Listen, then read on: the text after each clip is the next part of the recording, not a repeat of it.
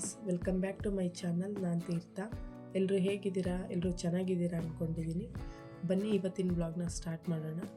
ಇವತ್ತು ಮಾರ್ನಿಂಗೇ ವ್ಲಾಗ್ನ ಸ್ಟಾರ್ಟ್ ಮಾಡಿದ್ದೀನಿ. ಇವತ್ತು ಹನುಮ ಜಯಂತಿ ಆಗಿರೋದ್ರಿಂದ ನಮ್ಮೂರಿಗೆ ಹೋಗಿ ದೇವ್ರಿಗೆ ಪೂಜೆ ಮಾಡಿಸ್ಕೊಂಬರೋಣ ಅಂದ್ಕೊಂಡಿದ್ದೀವಿ. ನಮ್ಮೂರಲ್ಲಿ ಆಂಜನೇಯ ಸ್ವಾಮಿ ದೇವಸ್ಥಾನ ಇರೋದ್ರಿಂದ ನಮ್ಮೂರಲ್ಲಿ ಹನುಮ ಜಯಂತಿನ ತುಂಬ ಚೆನ್ನಾಗಿ ಸೆಲೆಬ್ರೇಷನ್ ಮಾಡ್ತಾರೆ.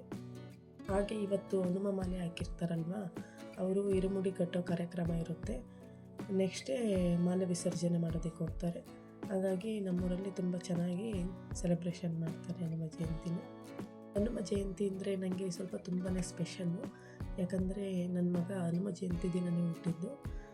ಈ ಹನುಮ ಜಯಂತಿಗೆ 2 ಇಯರ್ ಕಂಪ್ಲೀಟ್ ಆಗುತ್ತೆ ಅವನಿಗೆ. ಇವತ್ತು ಹನುಮ ಜಯಂತಿ ಆಗಿರೋದ್ರಿಂದ ಬೇಗ ಇದ್ದು ಮನೆಯೆಲ್ಲ ಸಾರಿಸ್ಬಿಟ್ಟು ಪೂಜೆ ಎಲ್ಲ ಮುಗಿಸಿದ್ದೀನಿ. ಇವಾಗ ನನ್ನ ಮಗಳು ಸ್ಕೂಲಿಗೆ ಕಳಿಸಿ ನಾವು ಊರಿಗೆ ಹೋಗೋಣ ಅಂದ್ಕೊಂಡಿದ್ದೀವಿ.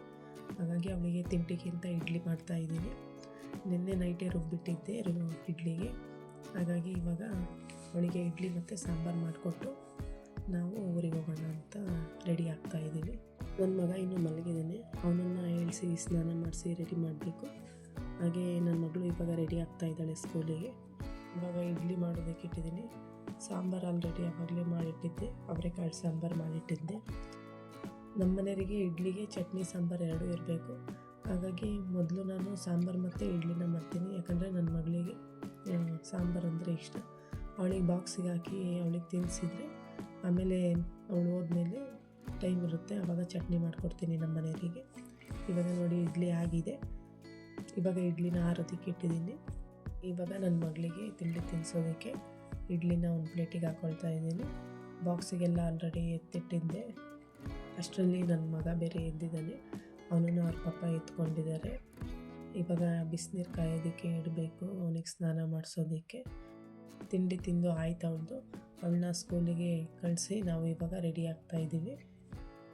ಅಷ್ಟರಲ್ಲಿ ನೀರು ಬಿಸಿಯಾಗಿತ್ತು. ಪಾಪುನ ಸ್ನಾನ ಮಾಡಿಸಿ ಅವನನ್ನು ರೆಡಿ ಮಾಡಿಕೊಂಡು, ಹಾಗೆ ಮನೆ ಕೆಲಸ ಎಲ್ಲ ಮುಗಿಸಿ ಪಾತ್ರೆ ಎಲ್ಲ ಇತ್ತಲ್ವ ಅಡುಗೆ ಮಾಡಿದ್ದು ಅದನ್ನೆಲ್ಲ ವಾಶ್ ಮಾಡಿ ಊರಿಗೆ ಹೋದರೆ ಮತ್ತೆ ಬರೋದು ಲೇಟ್ ಆಗುತ್ತೆ ಅಂತ ಪಾತ್ರೆ ಎಲ್ಲ ವಾಶ್ ಮಾಡಿ ಮನೆಯೆಲ್ಲ ಕ್ಲೀನ್ ಮಾಡಿ ಇವಾಗ ಟೌನಿಗೆ ಹೋಗ್ತಾಯಿದ್ದೀವಿ. ಇವಾಗ ಹೂವು ಮತ್ತು ಹಣ್ಣು ಎಲ್ಲ ತಗೊಂಡು ಊರಿಗೆ ಹೊರಟ್ವಿ. ನಮ್ಮ ಪಕ್ಕದೂರಲ್ಲೂ ಕೂಡ ಆಂಜನೇಯ ಸ್ವಾಮಿ ದೇವಸ್ಥಾನ ಇದೆ. ಇಲ್ಲೂ ಕೂಡ ತುಂಬಾ ಜೋರಾಗಿ ಹನುಮ ಜಯಂತಿನ ಸೆಲೆಬ್ರೇಷನ್ ಮಾಡ್ತಾರೆ. ಹಾಗೆ ಇನ್ನೂ ಕೂಡ ದೇವರಿಗೆ ಪೂಜೆ ಮಾಡಿಸ್ಕೊಂಡು ಹೋಗೋಣ ಅಂತ ದೇವಸ್ಥಾನಕ್ಕೆ ಬಂದಿದ್ವಿ. ದೇವಸ್ಥಾನದೊಳಗೆ ಬಂದ್ವಿ. ಇನ್ನೂ ಕೂಡ ಇವಾಗ ಪೂಜೆ ಮಾಡಿಸಿದ್ವಿ. ತುಂಬ ಚೆನ್ನಾಗಿ ದೇವ್ರನ್ನ ಅಲಂಕಾರ ಮಾಡಿದ್ರು. ಹಾಗೆ ಸ್ವಲ್ಪ ವೀಡಿಯೋ ಮಾಡಿಕೊಂಡು ದೇವ್ರನ್ನ ಹಾಗೆ ಹೊರಗೆ ಅನ್ನ ಪ್ರಸಾದ ಕೊಡ್ತಾಯಿದ್ರು.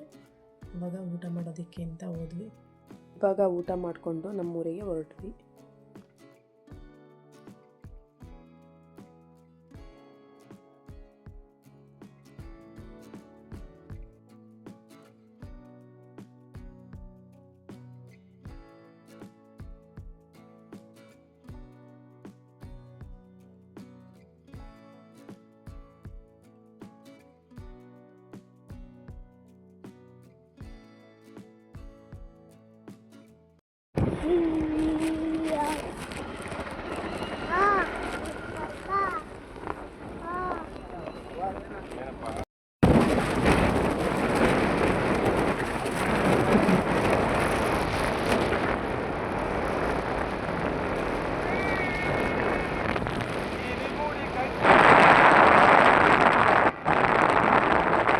ಇವಾಗ ಊರಿಗೆ ರೀಚ್ ಆದ್ವಿ.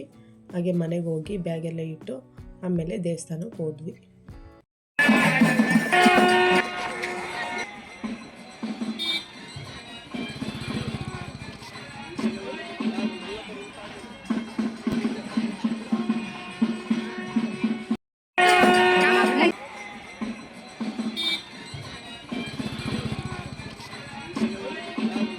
ಇವಾಗ ಪೂಜೆ ಮುಗಿಸ್ಕೊಂಡು ನಮ್ಮ ಅಮ್ಮರ ಮನೆ ಹತ್ರ ಬಂದಿದ್ದೀನಿ.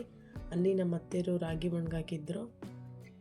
ಮಿಷಿನಿಗೆ ಹಾಕ್ಸ್ಬಿಟ್ಟು ರಾಗಿನ ಒಣಗಾಕಿ ಒಂದು 4 ಡೇಸ್ ಒಣಗಿಸಿ ಆಮೇಲೆ ಪ್ಯಾಕ್ ಮಾಡಿಡ್ತಾರೆ. ಸ್ವಲ್ಪ ಹೊತ್ತು ನಮ್ಮ ಅಮ್ಮರ ಮನೆ ಹತ್ರ ಟೈಮ್ ಸ್ಪೆಂಡ್ ಮಾಡಿ ಆಮೇಲೆ ನಮ್ಮ ಮನೆಗೆ ಬಂದೆ.